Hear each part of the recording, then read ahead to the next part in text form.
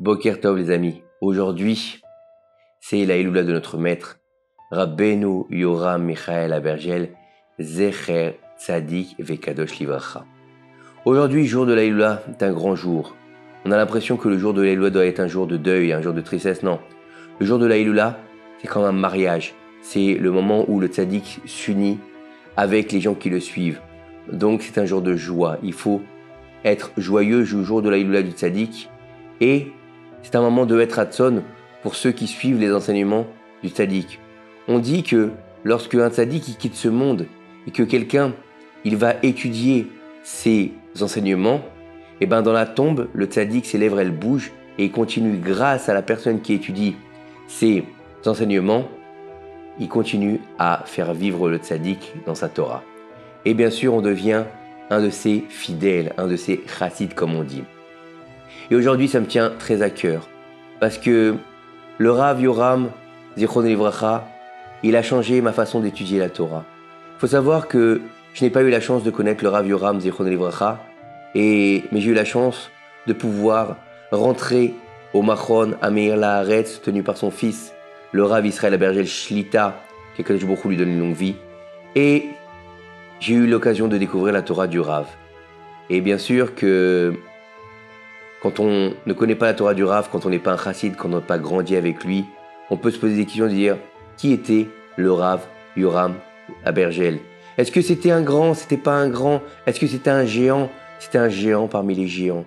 Et de par les enseignements qu'il a laissés, de par la façon qu'il avait de se comporter, c'était un géant. Il faut savoir que beaucoup de gens ne connaissent pas bien le Rav Yoram Zichron Livracha. Il faut comprendre que cet homme-là, il brassait des millions, que ce soit par rapport à ses yeshivot, que ce soit par rapport à ses caisses de charité qu'il tenait. Et lui vivait dans un petit HLM à Netivot tout au long de sa vie. Jamais il a changé. Jamais il a utilisé Chas Shalom cet argent pour son propre bien. Jamais il a utilisé le moindre centime pour pouvoir s'acheter une voiture, pour pouvoir s'acheter une maison ou pouvoir se faire plaisir. Non, chaque centime il utilisait et il disait encore 100 shekels, tiens, c'est pour un avraire, ça va aider un avraire. Encore 100 shekels, c'est pour la caisse de charité, c'est pour une veuve, c'est pour un orphelin. Chaque centime qu'il recevait, de par les dons qu'il recevait, il les utilisait à bon escient pour pouvoir faire une mitzvah. Jamais il voulait garder cet argent pour lui-même. Il préférait, lui, vivre dans un HLM et dénué de tout confort exceptionnel pour pouvoir s'occuper des autres. C'était en fait un Baal Netina. Le Rav Yoram Zichron Livracha est un Baal Netina. C'est quoi un Baal Netina? Il était dans le don, tout le temps dans le don, tout le temps pour pouvoir aller vers les autres, aller vers l'avant. Il y a plein d'histoires avec lui. Une histoire qui s'est passée à Ashkelon où il a fait revivre un bébé qui était décédé par exemple. C'est des histoires que des gens ont vues, c'est pas des on a entendu, d'accord? D'autres histoires où on montre l'amour du Rav Yoram depuis sa plus tendre enfance, ou cette Netina qu'il avait, par exemple à Simchat Torah quand les bonbons étaient jetés quand il était petit déjà. Au lieu de garder tous les bonbons pour lui comme tous les enfants faisaient, il les distribuait aux autres alors que c'était un enfant. Il avait déjà cet amour du peuple d'Israël, il avait cet amour de l'autre, cet amour du prochain. C'est ça le Rav Yoram. Et on peut pas comprendre quelle Torah il nous a laissé. Le Imre Noam, ses enseignements sur la parasha de la semaine, qui sont un recueil d'enseignements par rapport aux cours de Torah qu'il donnait l'après-midi, Shabbat. On a le Betsur Yarum, qui est une étude du Tanya, une explication sur le Tanya. Avant de connaître le Betsur Yarum, puisque je ne connaissais pas le Rav Yoram, donc je ne connaissais pas le Betsur Yarum, j'ai entendu parler de la Chassidoute. J'ai même grandi avec le mouvement Chabad qui diffuse la Chassidoute. Mais pour moi, la Chassidoute ne me parlait pas. Pourquoi? Parce que la Chassidoute était cantonnée à le Baal Tanya il a dit, le Rabbi il a dit, et c'était tout simplement pas intéressant pour moi à cette époque. Et quand j'ai commencé à rentrer dans le Betsur Yarum pour pouvoir le traduire, et là, je me suis rendu compte que on peut plus étudier la Torah sans Chassidoute. Je me suis rendu compte que la Chassidoute, elle appartenait à tout le monde. Et que la Chassidoute, qu'elle soit Chabad, Breslev, on s'en fout, c'est pas important. Le plus important, c'est d'étudier la Chassidoute. Pourquoi? Parce que, comme le Mashiach, il a dit au Baal Shem Tov, je viendrai lorsque tes sources se déploieront à l'extérieur. Et c'est ça qu'a fait le Rav Yoram. Il a fait un biour sur le Tanya exceptionnel pour permettre à n'importe qui, n'importe quel niveau. Il n'y a pas besoin d'être un Rav pour étudier le Bet Sur Yarum. Il y a juste besoin de comprendre l'intériorité de la Torah. Il parle au cœur des hommes. Il parle à l'intériorité de l'homme. Un jour, le Rav Yoram, il a donné un cours dans un endroit où il y avait des femmes qui étaient avec la tête découverte, des hommes qui n'étaient pas religieux. C'était dans un moshav, pas religieux du tout. Et on lui a dit que Vodarav, c'est pas très tsniout. Comment vous allez faire ce cours là-bas? Alors il a dit, écoutez, je ne vais pas regarder, je vais juste parler aux Neshamot. Ça ne m'intéresse pas comment ils sont, s'ils ont une kippa, s'ils n'ont pas de kippa, s'ils sont religieux, pas religieux. Moi, je parle à l'âme du peuple d'Israël. Et il faut savoir que après le cours que le Rav a donné, un professeur est venu le voir, un professeur complètement hors de champ de la Torah, qui n'était pas du tout religieux, un Israélien qui n'avait aucun rapport avec la Torah, même pas avec Yom Kippour. Après le cours, il est venu voir le Rav Yoram et lui a dit « Écoutez, Kvod Harav, je n'ai absolument rien compris à ce que vous avez dit tout au long de votre cours, mais je sais une chose, c'est que ça m'a fait du bien à l'intérieur, c'est que ça m'a parlé à l'intérieur, ça m'a donné quelque chose que je ne peux pas expliquer, il lui a dit. Et il faut savoir qu'un an après, dans ce moshav non religieux, ils ont construit une synagogue. Pourtant, ils n'ont rien compris, parce qu'ils parlaient aux âmes. Et on a plein d'histoires sur le Rav Yoram. On a plein d'enseignements qu'on peut donner sur le Bet Sur Yarum, sur le Imre Noam, même dans le Messilot toutes les semaines, que son fils édite à plus de 80 000 exemplaires. On pourrait comprendre et étudier la Torah du Rav Yoram, puisqu'il est toujours ramené là-bas. Mais on va juste raconter une belle histoire pour comprendre la grandeur d'âme du Rav Yoram, Zichrono Libracha, que son mérite nous protège, il protège le Ham Israël et qu'il aide la libération des otages et qu'il protège tous nos soldats, où qu'ils soient, et qu'il aille susurrer au Mashiach, Yalla, allez, c'est le moment de venir, qu'il aille lui dire dans son oreille, Yalla, allez, dévoile-toi, on a besoin de toi, qui demande la permission à Kadosh Baruch Hu de nous envoyer le Mashiach. Et cette histoire, elle s'est passée le jour de l'enterrement du Rav Yoram. Peut-être certains la connaissent, mais c'est pas grave. Il est toujours bon d'entendre l'histoire de Tzadikim. Il y a maintenant 9 ans, le Rav Yoram Zichrono Livracha, il rendait son âme pure à Kadosh Baruch Hu. Pour quelle raison il est mort si jeune à 58 ans? Ça, c'est les contes d'Akadosh Baruch Hu. Mais une chose est sûre, et il l'a dit lui-même à ses enfants, j'ai pris sur moi la Xéra du Ham Israël, comme beaucoup de tzadikim qui ont pris la Xéra du Ham Israël. Au lieu que des milliers de nos frères partent de ce monde dans des souffrances atroces, les tzadikim prennent la place, une personne pour plusieurs milliers de personnes. Comme le Rav Mordechai Eliyahu Zichrono Livracha aussi l'a fait, comme Baba Saleh aussi l'a fait. Et tous ces tzadikim ont donné leur personne, de leur vie, pour pouvoir sauver le peuple d'Israël. Et bien sûr, le jour de son enterrement, imaginez le nombre de milliers de personnes qui l'ont accompagné à Netivot, à sa dernière demeure. Et juste au moment où on allait le mettre en terre, où on a commencé à mettre le corps dans l'endroit où il va être enterré, on a entendu un brouhaha terrible dans le cimetière. Un brouhaha qui disait « Laissez passer, laissez-moi, il faut que je voie le Rav. J'ai besoin de parler au Rav, j'ai besoin de parler au Rav. » On est dans un cimetière, les gens sont outrés d'entendre ça, j'ai besoin de parler au Rav. Le Rav, il est parti de ce monde. Le Rav, il est allongé, il va être enterré dans quelques secondes. Laissez-moi passer, j'ai besoin de parler au Rav, c'est extrêmement important. Mince, qu'est-ce qui se passe? Maintenant, bien sûr, la procession continue et on est en train d'enterrer le Rav, on est en train de le recouvrir de la terre dans son kéver. Et là, cet homme-là pousse tout le monde, il vient et il se jette sur l'endroit où on fait l'espèce de petite montagne en terre.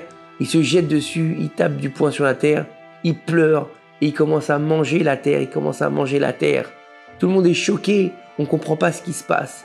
Et là-bas, il était à la Shiva, le frère du Rav Yoram Zichrono Livracha.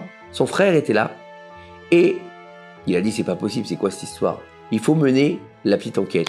Donc il a envoyé des gens mener la petite enquête pour savoir qui était cet homme qui était venu troubler l'enterrement de son frère et qui était et pourquoi il s'était comporté de la sorte. Alors, après quelques investigations pas très longues, il s'est avéré que cet homme-là était un Havrer qui étudiait dans le kollel du Rav Yoram, à Kol Rina. Et un jour, allez savoir quelle mouche l'a piqué, il a décidé de quitter le kollel. Bon, on peut se décider, ça peut arriver à tout le monde, chacun est libre de faire ce qu'il veut. Mais en plus de ça, il a commencé à dire du Lachon Hara sur le Rav Yoram. Il a commencé à parler sur le Rav Yoram. Il n'a pas arrêté de critiquer, de rabaisser, de dire des choses sales sur le Rav Yoram. Il n'arrêtait pas. Et chaque jour, chaque fois qu'il rencontrait quelqu'un, le Rav Yoram il est comme ci, le Rav Yoram il est comme ça, etc., etc. Et il voulait plus aller au kollel, il voulait rien faire, il voulait pas travailler. Et bien sûr, la situation à la maison s'est envenimée un petit peu. Et sa femme était tellement triste de ce qui se passait et elle avait honte d'entendre les propos de son mari sur le Rav Yoram alors qu'il avait toujours été là pour eux.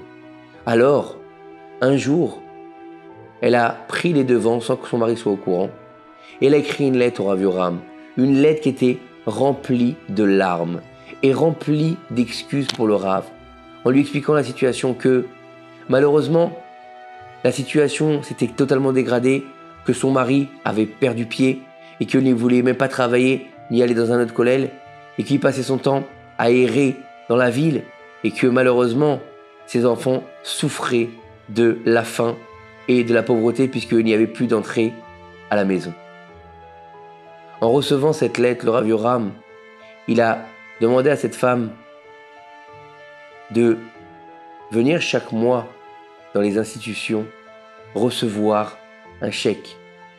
Il lui a demandé, il a par l'entremise de ses secrétaires, il a répondu et lui a dit « Je couvrirai tous les mois tes besoins de mensuels pour que toi et ta famille ne manquez de rien. À une seule condition, c'est que ton mari ne soit au courant de rien. » Alors, comme ça s'est passé pendant des mois et des mois. Chaque mois, elle venait au Misrad, elle venait au bureau, elle recevait son chèque et elle encaissait son chèque. Et chaque mois, elle pouvait couvrir les dépenses de la maison sans que son mari ne fasse attention. Il n'était plus trop dans l'histoire et il n'en avait rien à faire quelque part. Il s'en foutait de savoir d'où venait cet argent. Tant qu'il y avait de l'argent, il y avait de la nourriture. Lui, il était content et il ne faisait pas attention. Et le jour de l'enterrement du Rav Yoram, il est arrivé à la maison comme à son habitude et il a commencé à se réjouir que le Rav Yoram était parti. Enfin, ça y est, le Rav Yoram n'est plus de ce monde. Il appelait même plus Rav, puisqu'il continuait à cracher sur lui. Et là, sa femme lui a dit stop. Il lui a dit stop de quoi? Il lui a dit si on peut vivre depuis tant de mois, c'est grâce au Rav Yoram. Et là, le mari s'est emporté contre elle. Tu mens, tu dis n'importe quoi. Il nous a mis dans la truc, et il nous a fait ci, et il nous a fait ça. Et là, ne tenant plus, qu'est-ce qu'elle a fait? Elle lui a sorti les papiers de la banque en lui montrant que chaque remise de chèque tous les mois, d'où il venait, Kol Rina, Kol Rina, Kol Rina, Kol Rina. Et là, il est tombé de son piédestal. Il est tombé par terre. Il a eu honte, la plus grande honte de sa vie, d'avoir invectivé le Rav qui lui avait permis de continuer à vivre tous ces jours sans avoir de soucis d'argent, sans pouvoir travailler, sans avoir à travailler, sans avoir étudié. Il a eu honte. Donc qu'est-ce qu'il a fait? Il a couru pour demander pardon au Rav avant qu'on le mette en terre avec 10 hommes. C'est comme ça qu'on fait quand on veut demander pardon à quelqu'un qui est décédé. On prend 10 hommes autour et on demande pardon devant le corps. Mais le problème, c'est que le corps était déjà en terre. Donc qu'est-ce qu'il a fait? Il a fait exactement comme le serpent de la faute originelle. Le serpent de la faute originelle, Dieu lui a dit « Tu as amené la mort sur terre, tu as fait fauter la femme et l'homme, alors tout au long de ta vie, tu mangeras la poussière de la terre. » Pourquoi? Parce qu'il avait fait du Lachon Hara sur Akadosh Baruch Hu. Et l'homme qui est venu, il a dit « Comme j'ai fait du Lachon Hara sur le Rav Yoram, comme le serpent, je mérite de faire la même chose que le serpent, de manger la poussière de la terre. » Et c'est ce qu'il a fait. Il a mangé cette poussière, il a fait une grande teshuva, et pour pouvoir demander pardon à Rabbeinu Yoram. Regardez la grandeur d'âme de cet homme. Rabbeinu Yoram, Zichrono Livracha. On lui crache dessus, on le rabaisse, on le piétine, on dit des mauvaises choses sur lui. Et lui, il aide cette famille. Pourquoi? Parce qu'il aime le peuple d'Israël. Il aime chacun de nous tel qu'il soit religieux, pas religieux, qu'il soit grand, petit, fort, riche. C'est pas important. L'amour de Rabbeinu Yoram pour le peuple d'Israël n'avait pas de limite. Et il n'a encore plus de limite depuis qu'il a quitté son enveloppe corporelle. C'était un grand parmi les grands, un géant parmi les géants. Que son mérite nous protège. Allumez une bougie en sa mémoire aujourd'hui en disant Sruto, que son mérite nous protège. Et Bezrat Hashem, avec l'aide de Dieu, on pourra avoir le mérite très bientôt de revoir Rabbeinu Yoram, Bimera Bamenu, Amen, pour nous délecter de sa Torah directement avec lui, que ces mots-là sortiront de sa bouche, avec la résurrection des morts, avec la venue du Mashiach et la reconstruction du Beth Amikdash, Bimera Bamenu, Amen Kineratson. À très bientôt.